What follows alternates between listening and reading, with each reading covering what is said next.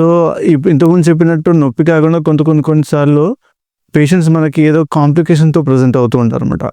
ఈ కాంప్లికేషన్స్లో ఫస్ట్ మనం మాట్లాడుకోవాల్సింది jaundice. So gallbladder stone వల్ల మనకి జాండీస్ రావచ్చు. ఎప్పుడైతే ఈ స్టోన్ అన్నది గాల్బ్లాడర్ నుంచి జారిపోయి కిందికి మన ఇంటెస్టైన్ కిడ్నీ కనెక్షన్ మధ్యలో అడ్డుపడుతుందో దానివల్ల జాండీస్ వస్తుంది. ఆ స్టోన్ ఇంకొంచెం కిందికి జారడం వల్ల మనకు ప్యాంక్రియాటిస్ అంటే ప్యాంక్రియాస్ సంబంధించిన వాపు రావచ్చు.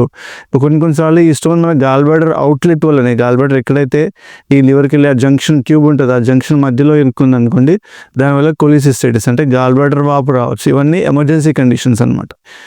సో ఇంకొకటి మనం మాట్లాడుకోవాల్సింది, gallbladder stones are also associated with కొన్ని cancers, especially gallbladder related cancers వల్ల కూడా గాల్ స్టోన్స్కి అసోసియేషన్ ఉంటుంది.